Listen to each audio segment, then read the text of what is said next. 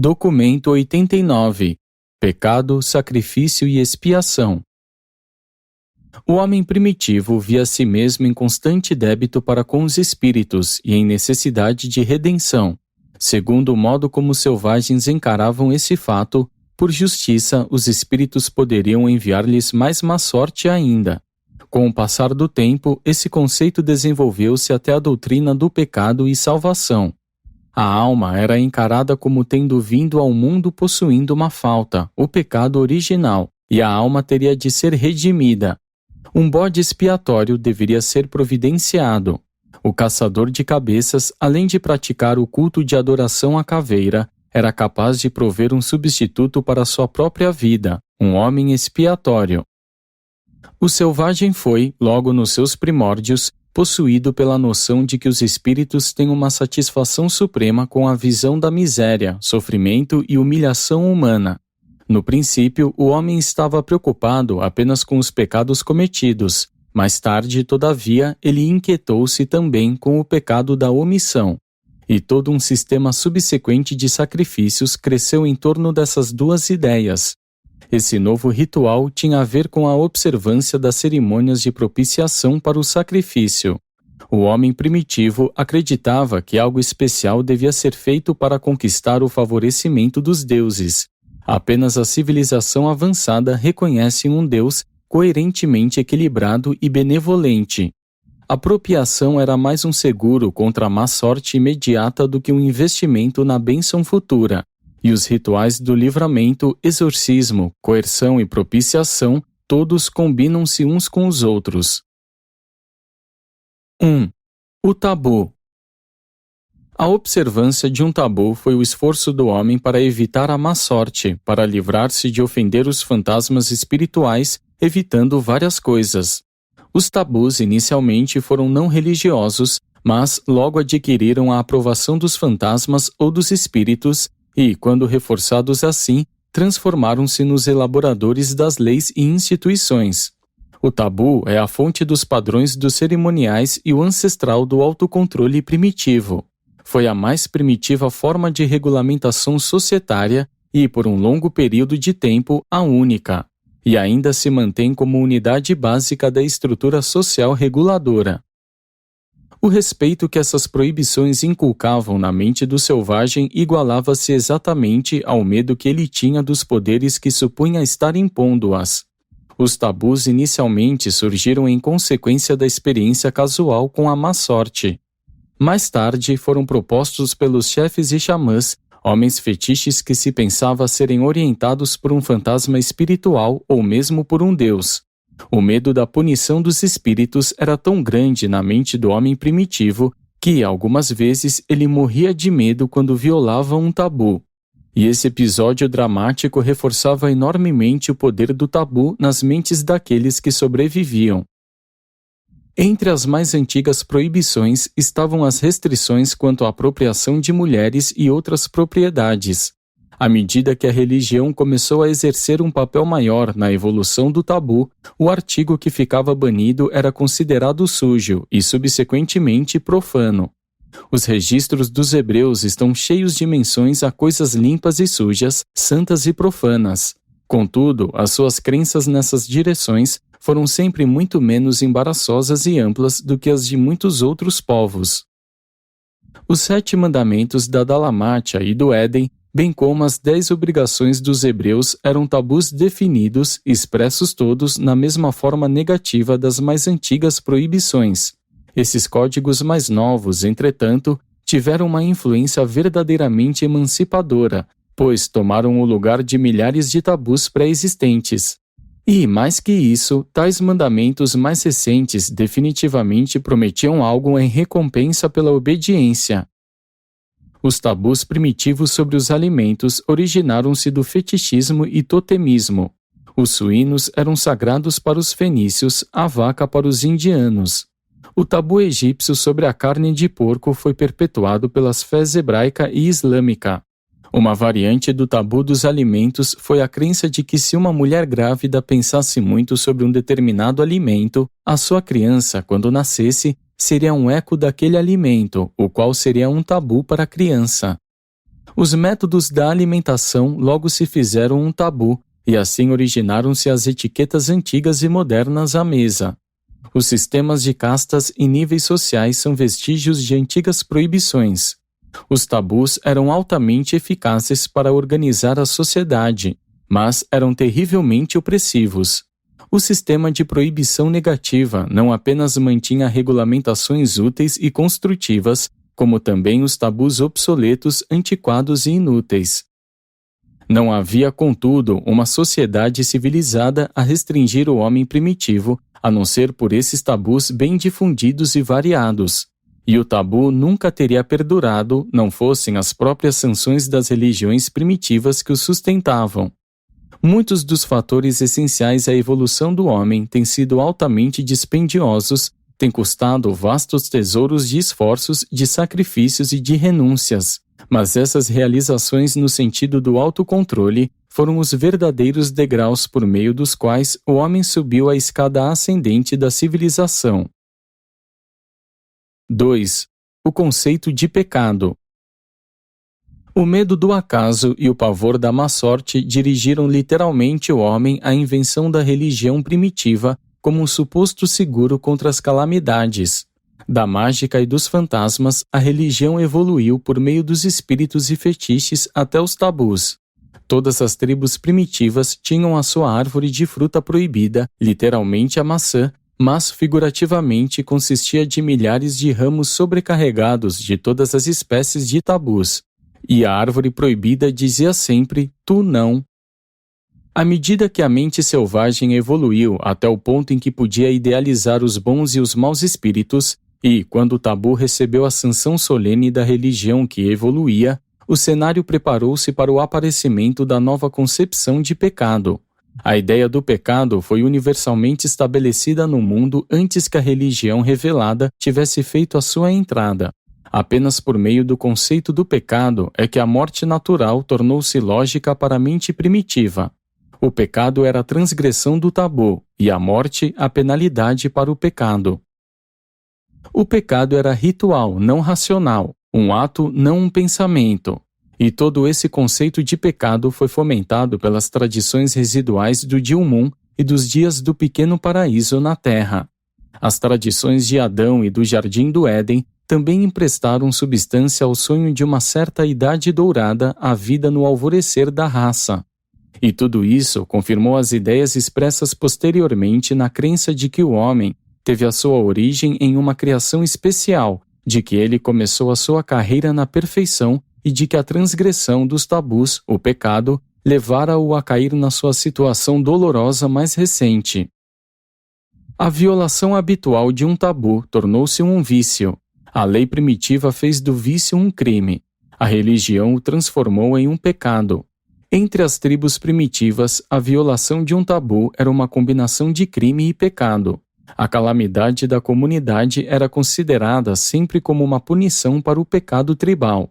Para aqueles que acreditavam que a prosperidade e a retidão vão juntas, a prosperidade aparente dos perversos causava tanta preocupação que foi necessário inventar os infernos para punir o violador do tabu. Os números desses lugares de punição futura têm variado de 1 a 5. A ideia da confissão e do perdão surgiu muito cedo na religião primitiva. Os homens pediriam o perdão em uma reunião pública pela intenção que tinham de cometer na semana vindoura. A confissão era meramente um rito de remissão e também uma notificação pública de violação, um ritual de gritos. Impuro, impuro. Então se seguiam todos os esquemas ritualísticos de purificação. Todos os povos antigos praticavam tais cerimônias sem sentido.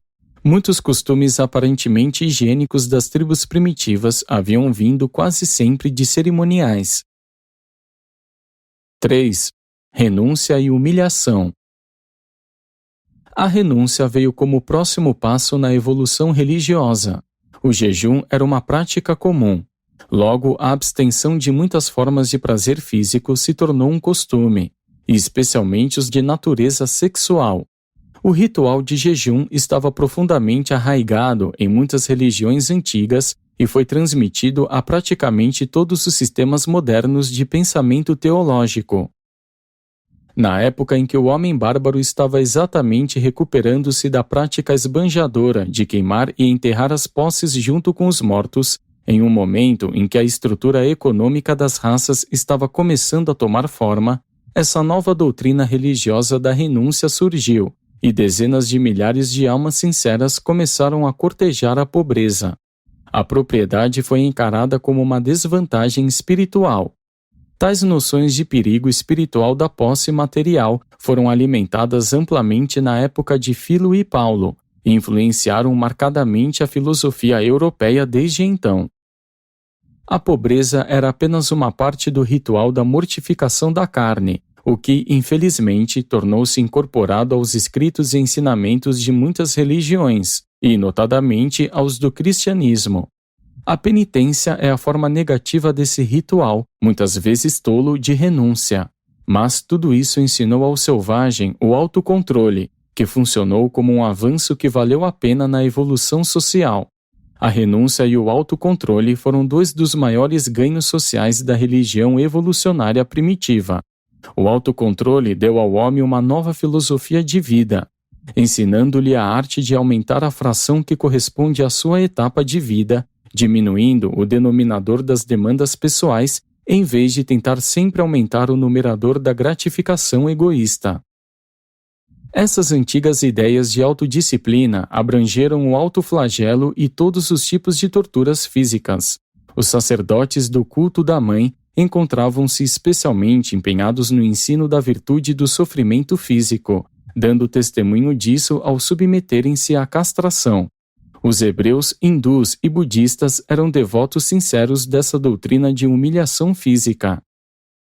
Durante toda a antiguidade, os homens buscaram, com esses comportamentos de autonegação e renúncia, os créditos extraordinários nos registros dos seus deuses. Era costumeiro, quando sob alguma tensão emocional, fazer votos de renúncia e autotortura.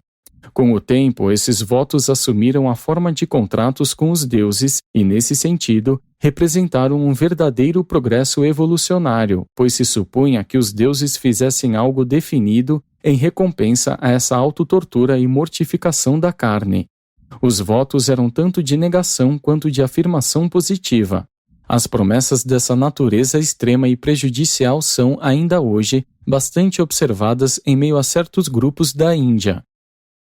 Nada mais do que natural era que o culto da renúncia e humilhação devesse dar atenção à gratificação sexual. O culto da continência sexual originou-se como um ritual entre os soldados antes de entrarem nas batalhas. Em dias posteriores, tornou-se a prática dos santos. Esse culto tolerava o casamento apenas como um mal menor do que a fornicação. Muitas grandes religiões do mundo têm sido influenciadas adversamente por esse culto antigo, mas nenhuma mais marcadamente do que o cristianismo. O apóstolo Paulo foi um devoto desse culto. A sua visão pessoal é refletida nos ensinamentos que vinculou à teologia cristã. É bom para um homem não tocar em uma mulher. Gostaria que todos os homens fossem como eu. Digo, pois, aos que não são casados e aos viúvos, ser bom para eles permanecerem como eu. Paulo sabia muito bem que esses ensinamentos não eram uma parte da boa nova do Evangelho de Jesus, e o seu reconhecimento disso é ilustrado por esta declaração sua. E me permito dizer isso, mas isso não me foi passado como mandado ou mandamento. E tal culto levou Paulo a desprezar as mulheres. E o pior de tudo isso é que a sua opinião pessoal vem, há muito, influenciando os ensinamentos de uma grande religião mundial.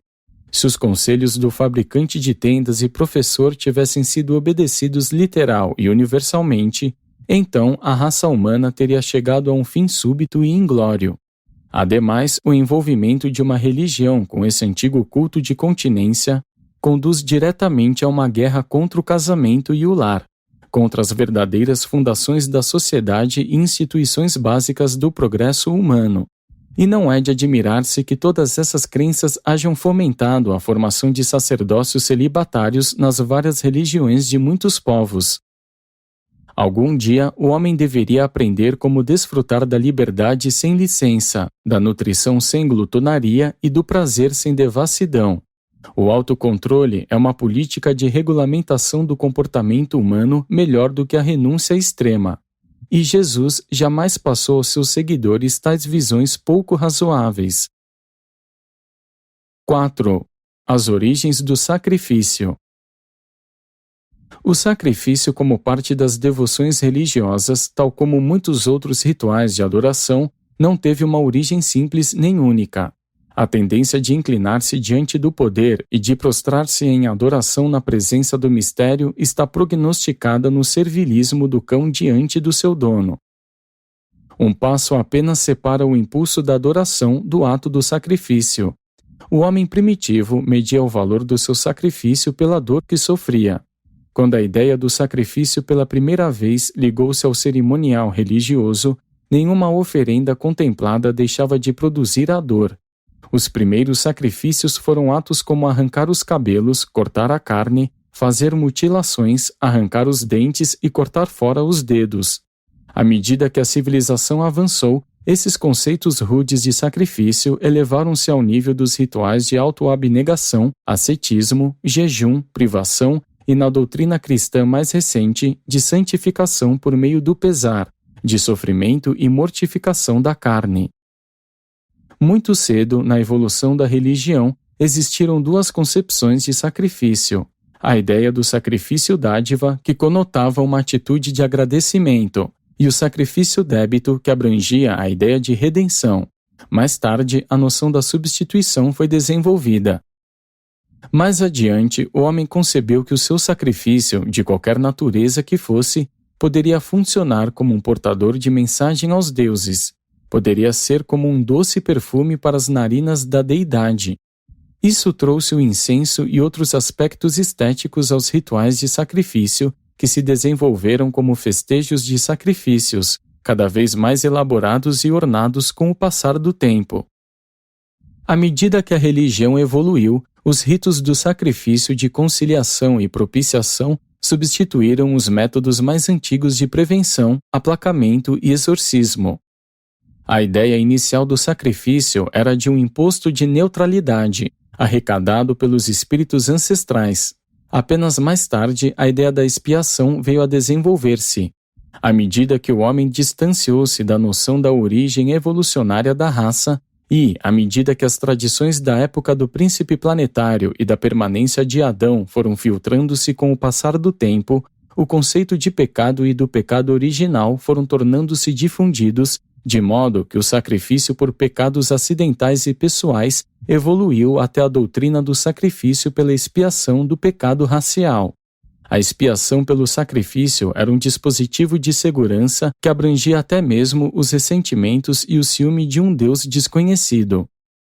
Rodeado de tantos espíritos sensíveis e deuses ávidos, o homem primitivo enfrentava uma tal hoste de deidades credoras que requeria todos os sacerdotes, rituais e sacrifícios durante uma vida inteira para isentá-lo de débitos espirituais. A doutrina do pecado original ou culpa da raça fazia com que todas as pessoas começassem já com um sério débito para com os poderes espirituais. Presentes e subornos são dados aos homens, mas quando se os oferece aos deuses, eles são descritos como sendo dedicados, tornados sagrados ou então chamados de sacrifícios.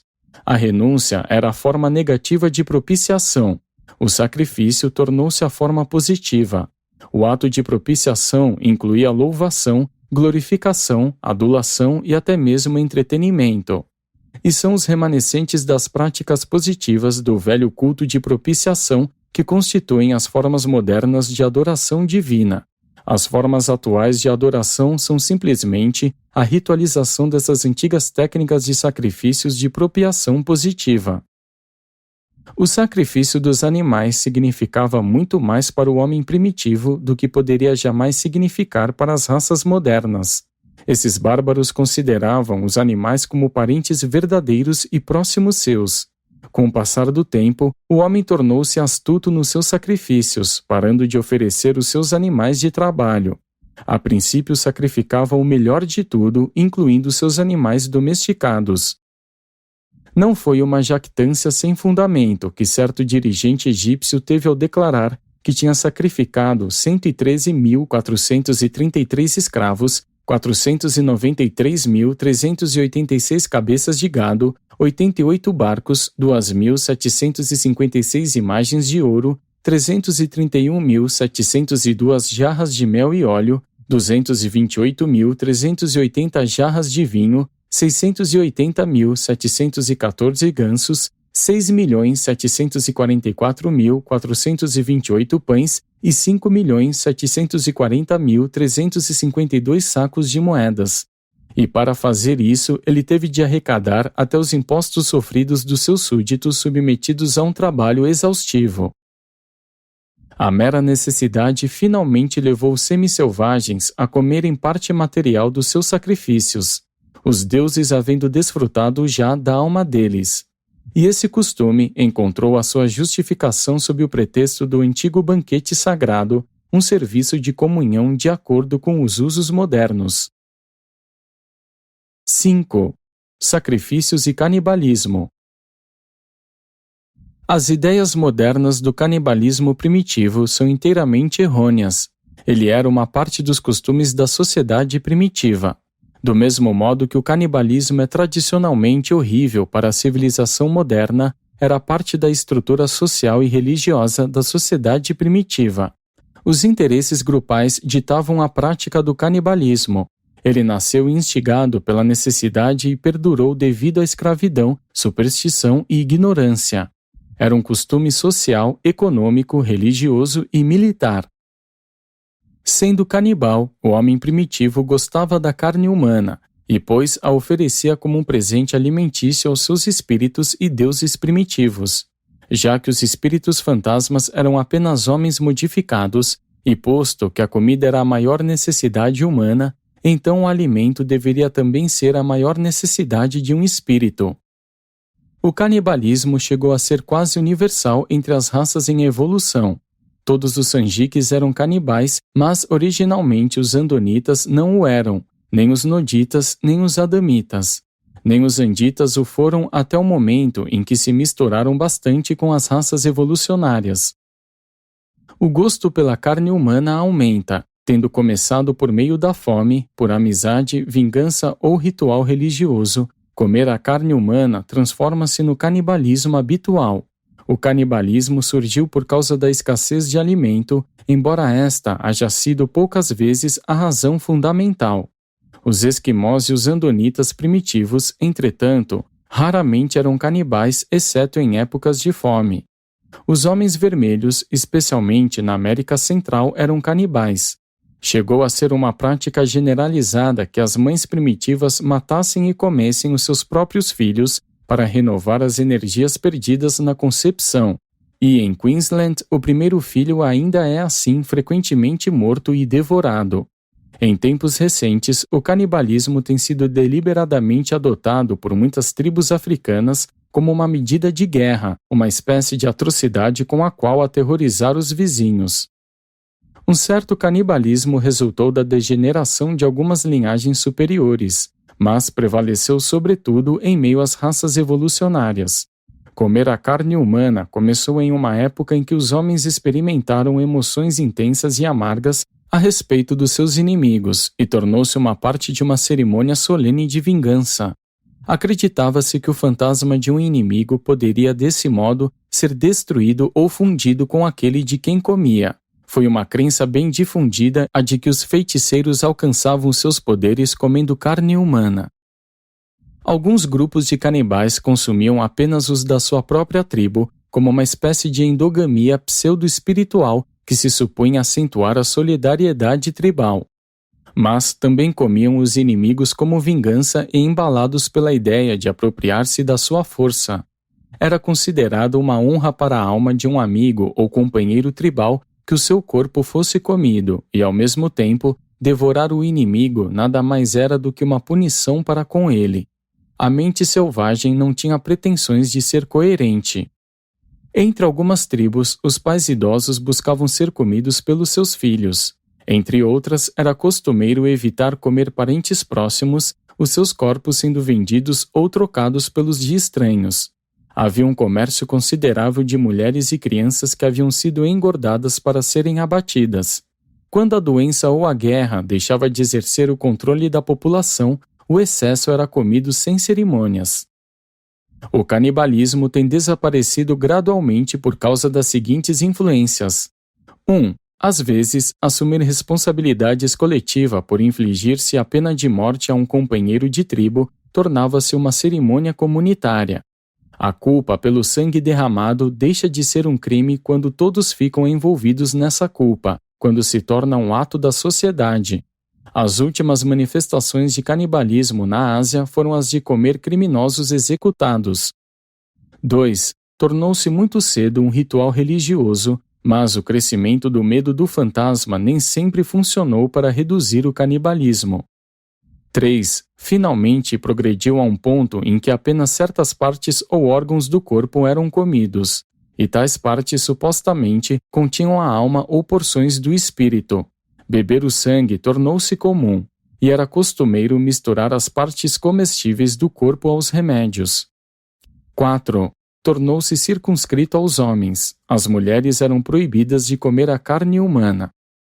5. Em seguida, ficou circunscrito aos chefes, sacerdotes e xamãs. 6. Então, tornou-se um tabu entre as tribos superiores. O tabu do canibalismo originou-se na Dalamátia e gradualmente disseminou-se pelo mundo. Os noditas encorajavam a cremação como meio de combater o canibalismo, já que então era uma prática comum desenterrar os corpos e comê-los.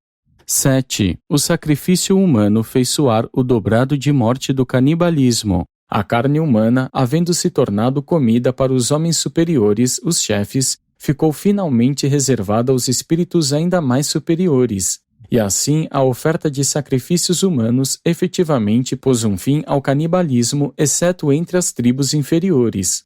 Quando o sacrifício humano ficou plenamente estabelecido, o canibalismo tornou-se um tabu. A carne humana era alimento apenas para os deuses. O homem podia comer apenas uma pequena porção cerimonial como um sacramento. Finalmente, generalizou-se o uso de substitutos animais nos sacrifícios e mesmo nas tribos mais atrasadas, comiam-se cães, o que reduziu grandemente o canibalismo. O cão, o primeiro animal domesticado, era tido em grande estima, tanto como amigo quanto como comida. 6. A evolução do sacrifício humano. O sacrifício humano foi um resultado indireto do canibalismo, bem como a sua cura. O fato de prover companhia espiritual para ir ao mundo do espírito levou também à diminuição do canibalismo, pois nunca foi costume comer os corpos dos sacrifícios de morte. Nenhuma raça esteve totalmente livre da prática do sacrifício humano de alguma forma em algum momento, embora os andonitas, noditas e adamitas tivessem sido os menos viciados no canibalismo. O sacrifício humano tem sido virtualmente universal. Ele perdurou nos costumes religiosos dos chineses, hindus, egípcios, hebreus, mesopotâmios, gregos, romanos e muitos outros povos e mesmo até tempos recentes entre as tribos africanas e australianas atrasadas. Os índios americanos mais recentes tiveram uma civilização que emergiu do canibalismo, sendo, portanto, repleta de sacrifícios humanos, especialmente na América Central e América do Sul. Os caldeus estavam entre os primeiros a abandonar o sacrifício humano nas ocasiões comuns, substituindo-o pelo sacrifício de animais. Cerca de 2000 anos atrás, o imperador japonês de bom coração introduziu imagens de argila para ocupar o lugar dos humanos sacrificados, mas foi há menos de 1000 anos que esses sacrifícios terminaram no norte da Europa. Entre algumas tribos retrógradas, o sacrifício humano é ainda efetuado por voluntários em uma espécie de suicídio ritual religioso. Um xamã certa vez ordenou o sacrifício de um velho homem muito respeitado de uma certa tribo. O povo revoltou-se e todos recusaram-se a obedecê-lo. Então o velho homem fez com que o seu próprio filho o matasse. Os antigos realmente acreditavam nesse costume. Não existe registro de uma experiência mais trágica e patética e que ilustra as dolorosas contendas entre os costumes religiosos antigos e honrados e as exigências contrárias da civilização em avanço do que a narrativa hebraica de Jefté e sua única filha. Como era um costume comum, esse homem bem-intencionado fez um voto tolo, tendo barganhado com o Deus das batalhas, concordando em pagar um certo preço pela vitória sobre os seus inimigos. E esse preço era sacrificar a primeira pessoa que saísse da sua casa para encontrá-lo quando voltasse ao seu lar. Jefté pensou que um dos seus confiáveis escravos estaria à mão para saudá-lo, mas aconteceu que a sua única filha saiu para dar-lhe as boas-vindas ao lar.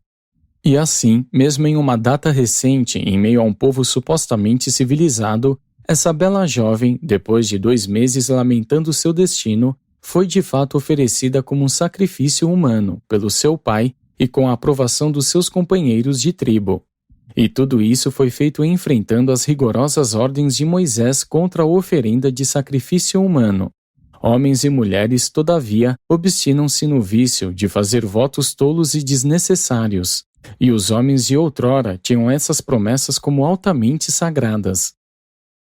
Nos tempos antigos, quando a construção de um novo prédio de alguma importância era iniciada, era costume matar um ser humano como um sacrifício à fundação. Isso provia para que um espírito fantasma vigiasse e protegesse a estrutura. Quando os chineses se preparavam para fundir um sino, o costume decretava o sacrifício de uma jovem ao menos com o propósito de melhorar o tom do sino. A moça escolhida era jogada viva no metal derretido. Muitos grupos há muito mantinham a prática de incorporar escravos vivos a paredes importantes. Em tempos mais recentes, as tribos do norte da Europa passaram a usar a sombra de alguém que passava, nesse costume de incorporar pessoas vivas nas paredes de novos prédios. Os chineses enterravam em uma parede aqueles trabalhadores que morriam enquanto a construíam. Ao construir as paredes de Jericó, um pequeno rei da Palestina lançou a fundação sobre Abirã, o seu primogênito, e fez os portões sobre o seu filho mais jovem Segube. Naquela data recente, não apenas esse pai pôs 2 dos seus filhos vivos nos buracos da fundação dos portões da cidade, mas esse ato é também registrado como estando de acordo com a palavra do Senhor. Moisés havia proibido tais sacrifícios nas fundações. Os israelitas, contudo, voltaram a eles pouco depois da sua morte. A cerimônia do século XX de depositar berloques e presentes na pedra fundamental de um novo edifício é uma reminiscência dos sacrifícios primitivos das fundações. Durante um longo tempo foi costume de muitos povos dedicar os primeiros frutos aos espíritos, e essas observâncias, atualmente mais ou menos simbólicas, são todas reminiscências das cerimônias primitivas que envolviam o sacrifício humano. A ideia de oferecer o primogênito em sacrifício era bem difundida entre os antigos, especialmente entre os fenícios, que foram os últimos a abandoná-la.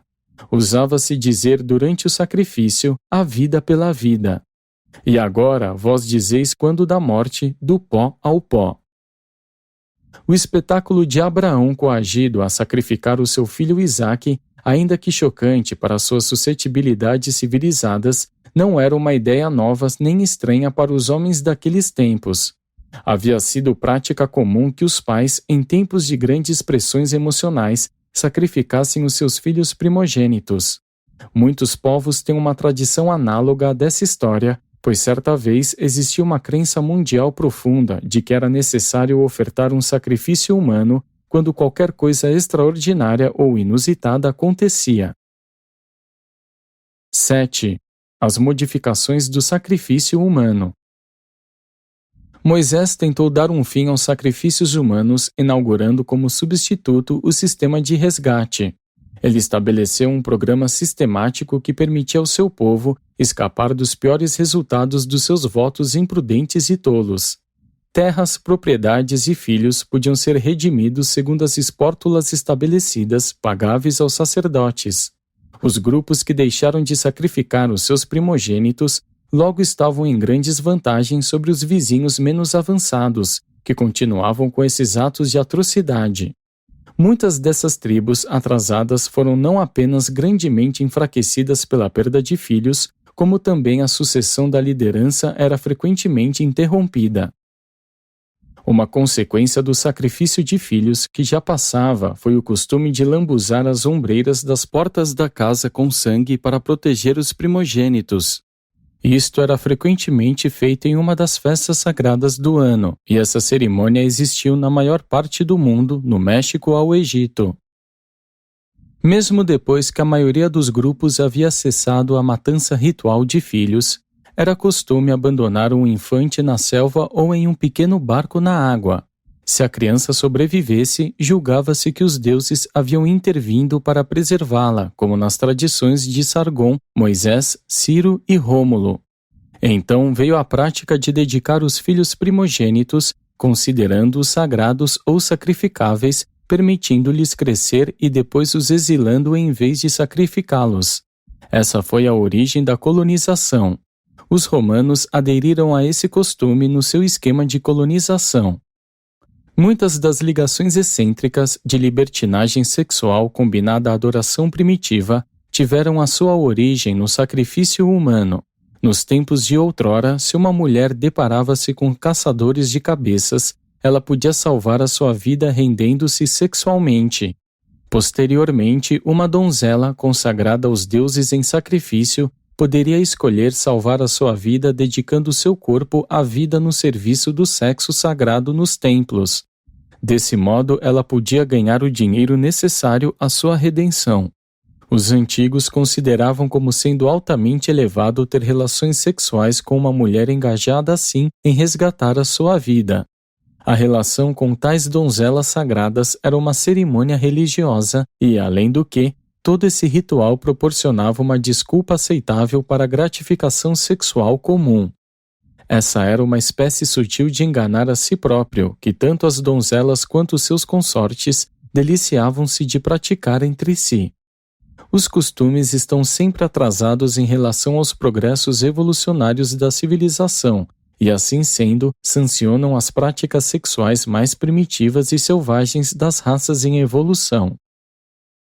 A prostituição nos templos finalmente difundiu-se no sul da Europa e na Ásia. O dinheiro ganho pelas prostitutas dos templos era considerado sagrado por todos os povos, uma alta dádiva a ser apresentada aos deuses. Mulheres do mais alto nível enchiam os mercados sexuais dos templos, e, pois, devotavam os seus ganhos a todas as espécies de serviços sagrados e trabalhos de benefício público. Muitas das melhores classes de mulheres coletavam seus dotes por meio do serviço do sexo temporário nos templos, e a maior parte dos homens preferia ter essas mulheres como esposas. 8. Redenção e alianças. A redenção por meio do sacrifício e a prostituição nos templos, na realidade, foram modificações do sacrifício humano.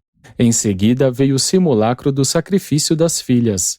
Essa cerimônia consistia em uma sangria com a dedicação de virgindade vitalícia, e foi uma reação moral à antiga prostituição nos templos. Em tempos mais recentes, as virgens dedicavam-se ao serviço de manter os fogos sagrados dos templos. Os homens finalmente conceberam a ideia de que oferecer alguma parte do corpo poderia tomar o lugar do antigo e completo sacrifício humano. A mutilação física era também considerada como uma substituta aceitável. Cabelos, unhas, sangue e até mesmo os dedos de mãos e pés eram sacrificados. O rito posterior, mas também antigo e quase universal, da circuncisão foi uma consequência do culto do sacrifício parcial. Acontecia puramente por sacrifício. Nenhum pensamento de higiene era ligado a ele. Os homens eram circuncidados, as mulheres tinham as suas orelhas furadas. Ulteriormente, tornou-se costume atar os dedos em vez de cortá-los. Raspar a cabeça ou cortar o cabelo também foi uma forma de devoção religiosa. Fazer eunucos, a princípio, foi uma modificação da ideia do sacrifício humano. Furar nariz e lábios ainda é coisa praticada na África, e as tatuagens são uma evolução artística da cicatrização primitiva e crua do corpo. O costume do sacrifício finalmente tornou-se associado, como resultado dos ensinamentos em avanço, à ideia da aliança. Afinal, concebia-se que os deuses estavam entrando em acordos reais com o homem, e isso foi um grande passo na estabilização da religião. A lei ou a aliança tomou o lugar da sorte, do medo e da superstição. O homem não poderia sequer sonhar em celebrar contratos com a deidade antes que o seu conceito de Deus tivesse avançado até o nível em que os controladores do universo fossem considerados confiáveis. E a ideia primitiva que o homem fazia de Deus era tão antropomórfica que ele tornou-se incapaz de conceber uma deidade confiável até que tivesse ele próprio tornado-se relativamente confiável moral e eticamente.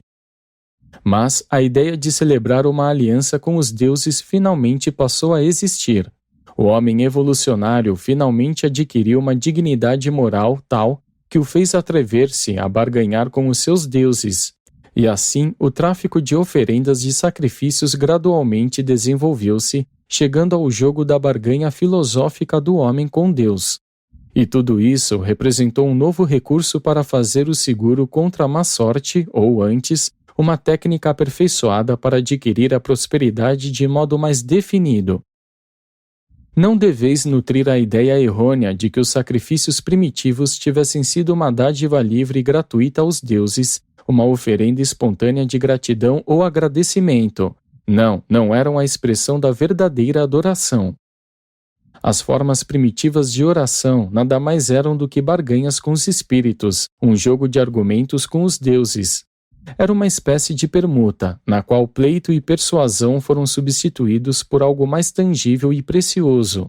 O comércio em desenvolvimento entre as raças havia inculcado o espírito da troca e desenvolvido a astúcia da permuta. E agora esses aspectos começavam a aparecer nos métodos de cultos realizados pelo homem.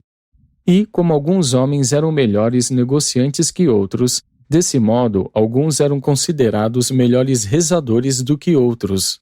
A prece de um homem justo era tida em alta estima. Um homem justo era aquele que havia pagado todas as suas contas aos espíritos e que se tinha desincumbido plenamente de toda obrigação ritual para com os deuses. A prece primitiva não era adoração, era uma petição em forma de barganha para conseguir-se saúde, riqueza e vida. E, em muitos aspectos, as preces não têm mudado muito com o passar das idades. Ainda são lidas em livros, recitadas formalmente e escritas para serem colocadas nas rodas ou para serem dependuradas nas árvores, onde o soprar dos ventos irá poupar ao homem o trabalho de gastar o próprio alento. 9. Sacrifícios e sacramentos. O sacrifício humano, ao longo do curso da evolução dos rituais durante anos, tem avançado das manifestações sangrentas do canibalismo até níveis mais elevados e simbólicos. Os rituais primitivos de sacrifícios deram origem às cerimônias posteriores do sacramento.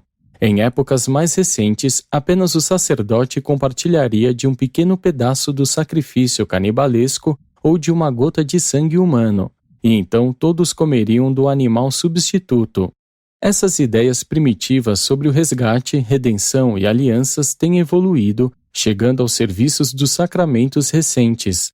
E toda essa evolução do cerimonial tem exercido uma influência poderosamente socializadora.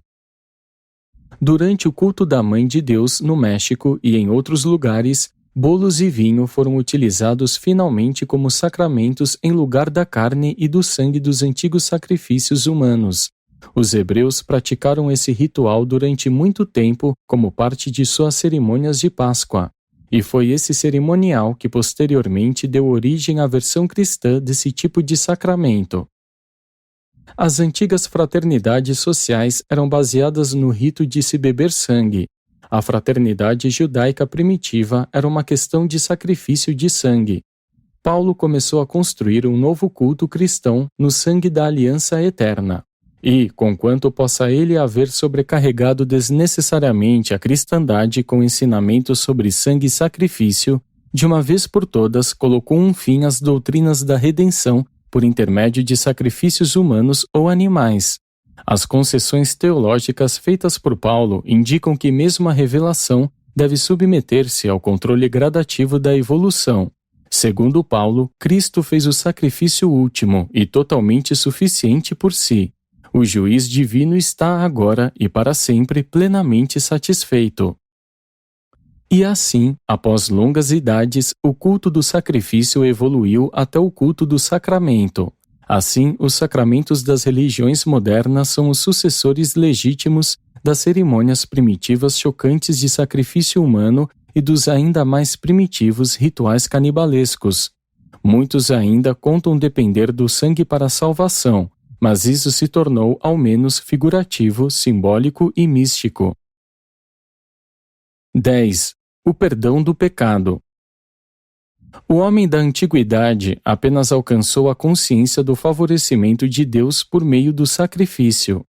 O homem moderno deve desenvolver novas técnicas para alcançar a autoconsciência da salvação.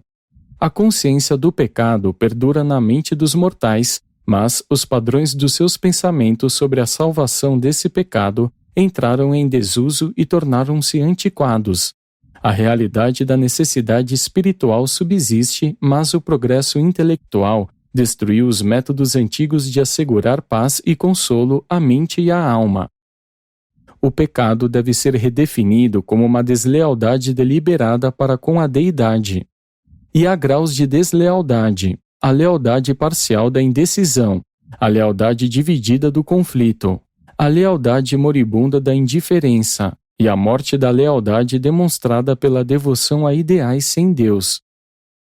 O sentido ou sentimento de culpa vem da consciência de haver-se violado os costumes, o que não é necessariamente um pecado. Não há pecado verdadeiro quando há ausência de deslealdade consciente à deidade. A possibilidade de reconhecimento do sentido de culpa é um sinal de distinção transcendental para a humanidade.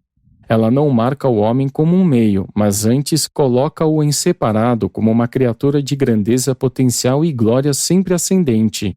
Um tal sentido de indignidade é o estímulo inicial que deveria levar rápida e seguramente àquela conquista da fé que translada a mente mortal aos níveis magníficos de nobreza moral, discernimento cósmico e viver espiritual. E assim todos os significados da existência humana mudam no temporal para o eterno, e todos os valores elevam-se do humano para o divino. A confissão do pecado é um repúdio corajoso à deslealdade, mas de nenhum modo mitiga as consequências do espaço-tempo de tal deslealdade. Mas a confissão, o reconhecimento sincero da natureza do pecado, é essencial ao crescimento religioso e ao progresso espiritual. O perdão do pecado da parte da deidade é a renovação das relações de lealdade, a qual vem em seguida aquele período em que a consciência humana teve um lapso nas suas relações de fidelidade por consequência da rebelião consciente. O perdão não tem de ser buscado, apenas recebido, como a consciência do restabelecimento das relações de lealdade entre a criatura e o Criador. E todos os filhos leais de Deus são felizes, amantes do serviço, e sempre progridem na ascensão ao paraíso. Apresentado por um brilhante estrela vespertino de Nébadon. Nébadon. Nébadon. Nébadon.